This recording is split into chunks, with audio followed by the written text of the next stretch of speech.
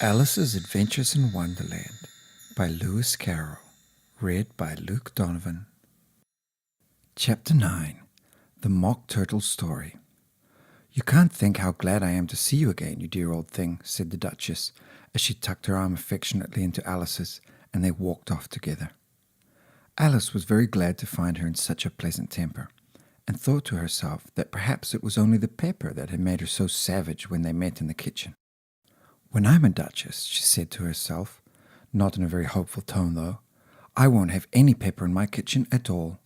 Soup does very well without. Maybe it's always pepper that makes people hot-tempered," she went on, very much pleased at having found a new kind of rule. "And vinegar makes them sour, and chamomile that makes them bitter, and barley sugar and such things that make children sweet-tempered. I only wish people knew that. Then they wouldn't be so stingy about it, you know."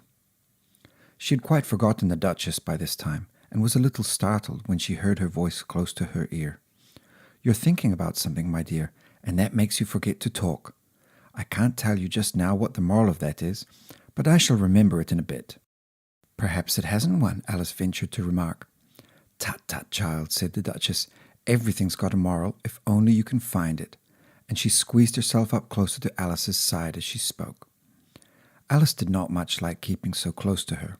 First, because the Duchess was very ugly, and secondly, because she was exactly the right height to rest her chin upon Alice's shoulder, and it was an uncomfortably sharp chin. However, she did not like to be rude, so she bore it as well as she could. "The game's going to be rather better now," she said, by way of keeping up the conversation a little. "'Tis so," said the Duchess, "and the moral of that is, 'Oh, 'tis love that makes the world go round.'" "Somebody said," Alice whispered, "that it's done by everybody minding their own business." "Ah, well, it all means much the same thing," said the Duchess, digging her sharp little chin into Alice's shoulder as she added, "and the moral of that is, take care of the sense, and the sounds will take care of themselves." How fond she is of finding morals in things, Alice thought to herself. "I dare say you're wondering why I don't put my arm round your waist," the Duchess said after a pause. "The reason is that I'm doubtful about the temper of your flamingo. Shall I try the experiment?" "He might bite," Alice cautiously replied, not feeling at all anxious to have the experiment tried.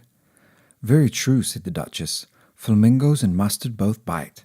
And the moral of that is, birds of a feather flock together." "Only mustard isn't a bird," Alice remarked. "Right as usual," said the Duchess. "What a clear way you have of putting things." "It's a mineral, I think," said Alice. "Of course it is," said the Duchess, who seemed ready to agree to everything that Alice said. "There's a large mustard mine near here, and the moral of that is, the more there is of mine, the less there is of yours." "Oh, I know," exclaimed Alice, who had not attended to this last remark. "It's a vegetable. It doesn't look like one, but it is." "I quite agree with you," said the Duchess, "and the moral of that is, be what you would seem to be, or if you like it put more simply, never imagine yourself not to be otherwise than what it might appear to others that what you were or might have been was not otherwise than what you had would have appeared to them to be otherwise." "I think I should understand that better," Alice said very politely, "if I had it written down, but I can't quite follow it as you say it." "That's nothing to what I could say if I chose," the Duchess replied in a pleased tone. "Pray don't trouble yourself to say it any longer than that," said Alice. "Oh, don't talk about trouble," said the Duchess. "I make you a present of everything I've said as yet." A cheap sort of present, thought Alice. I'm glad they don't give birthday presents like that. But she did not venture to say it out loud. "Thinking again?" the Duchess asked, with another dig of her sharp little chin. "I've a right to think," said Alice sharply, for she was beginning to feel a little worried. "Just about as much right," said the Duchess, "as pigs have to fly, and But here, to Alice's great surprise, the Duchess's voice died away, even in the middle of her favorite word, moral, and the arm that was linked into hers began to tremble. Alice looked up, and there stood the Queen in front of them, with her arms folded, frowning like a thunderstorm. "A fine day, Your Majesty," the Duchess began in a low, weak voice. "Now I give you fair warning," shouted the Queen, stamping on the ground as she spoke. "Either you or your head must be off, and that in about half no time. Take your choice." The Duchess took her choice and was gone in a moment. "Let's go on with the game," the Queen said to Alice, and Alice was too much frightened to say a word, but slowly followed her back to the croquet ground. The other guests had taken advantage of the Queen's absence and were resting in the shade. However, the moment they saw her, they hurried back to the game, the Queen merely remarking that a moment's delay would cost them their lives. All the time they were playing, the Queen never left off quarreling with the other players and shouting, "Off with his head!" or "Off with her head!" Those whom she sentenced were taken into custody by the soldiers, who of course had to leave off being archers to do this, so that by the end of half an hour or so there were no archers left. And all the players, except the King, the Queen, and Alice, were in custody and under sentence of execution. Then the Queen left off, quite out of breath, and said to Alice, "Have you seen the Mock Turtle yet?" "No," said Alice. "I don't even know what a Mock Turtle is." "It's the thing Mock Turtle soup is made from," said the Queen. "I never saw one or heard of one," said Alice. "Come on then," said the Queen, "and he shall tell you his history." As they walked off together, Alice heard the King say in a low voice to the company generally, "You're all pardoned." "Come, that's a good thing," she said to herself, for she had felt quite unhappy at the number of executions the Queen had ordered.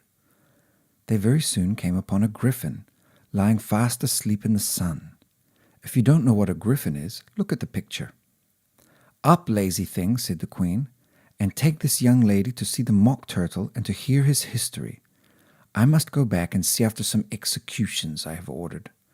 And she walked off, leaving Alice alone with the griffin. Alice did not quite like the look of the creature, but on the whole she thought it would be quite as safe to stay with it as to go after that savage Queen, so she waited. The griffin sat up and rubbed its eyes. Then it watched the Queen till she was out of sight. Then it chuckled. "What fun," said the griffin, half to itself, half to Alice. "What is the fun?" said Alice. "Why, she," said the griffin. "It's all her fancy, that. They never executes nobody, you know. Come on." "Everybody says 'come on' here," thought Alice, as she went slowly after it. "I never was so ordered about in all my life. Never." They had not gone far before they saw the Mock Turtle in the distance, sitting sad and lonely on a little ledge of rock, and, as they came nearer, Alice could hear him sighing as if his heart would break. She pitied him deeply. "What is his sorrow?" she asked the griffin, and the griffin answered, very nearly in the same words as before, "It's all his fancy, that. He hasn't got no sorrow, you know. Come on." So they went up to the Mock Turtle, who looked at them with large eyes full of tears, but said nothing. "This here young lady," said the griffin, "she wants for to know your history, she do." "I'll tell it her," said the Mock Turtle in a deep, hollow tone. "Sit down, both of you, and don't speak a word till I've finished." So they sat down, and nobody spoke for some minutes. Alice thought to herself, "I don't see how he can even finish if he doesn't begin." But she waited patiently. "Once," said the Mock Turtle at last with a deep sigh, "I was a real turtle." These words were followed by a very long silence, broken only by an occasional exclamation of from the griffin, and the constant heavy sobbing of the Mock Turtle. Alice was very nearly getting up and saying, "Thank you, sir, for your interesting story," but she could not help thinking there must be more to come, so she sat still and said nothing. "When we were little," the Mock Turtle went on at last, more calmly, though still sobbing a little now and then, "we went to school in the sea. The master was an old turtle. We used to call him Tortoise." "Why did you call him Tortoise if he wasn't one?" Alice asked.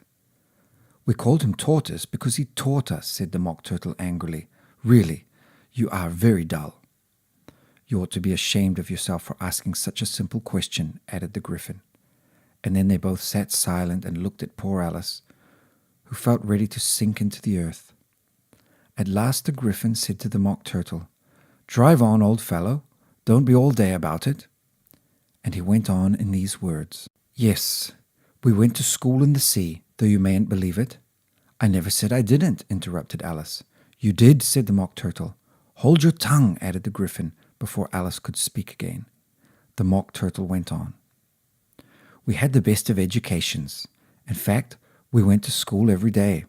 I've been to a day school too, said Alice. You needn't be so proud as all that. With extras? Asked the Mock Turtle a little anxiously. Yes, said Alice. We learned French and music. And washing? Said the Mock Turtle. Certainly not, said Alice indignantly. Ah, then yours wasn't a really good school, said the Mock Turtle in a tone of great relief. Now at ours, they had at the end of the bill French, music, and washing extra. You couldn't have wanted it much, said Alice, living at the bottom of the sea. I couldn't afford to learn it, said the Mock Turtle with a sigh. I only took the regular course. What was that? Inquired Alice. Reeling and writhing, of course, to begin with, the Mock Turtle replied, and then the different branches of arithmetic, ambition, distraction, uglification, and derision.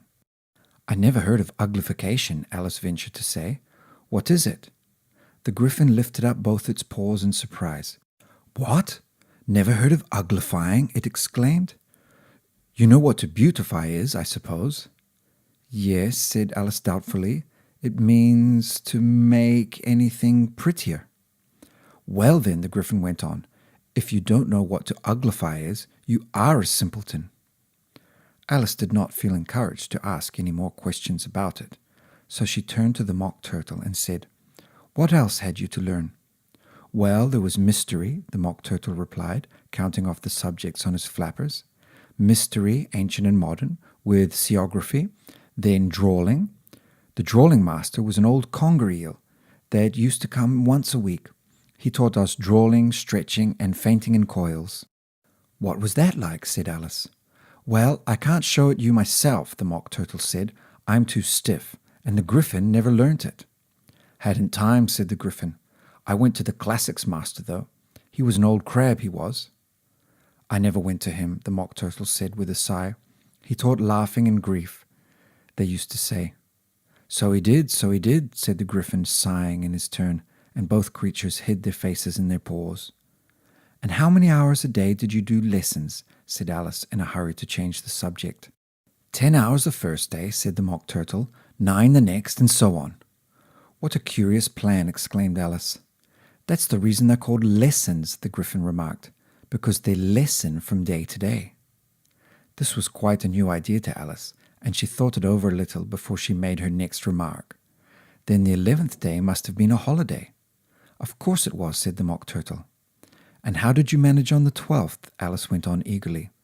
That's enough about lessons, the Griffin interrupted in a very decided tone. Tell her something about the games now.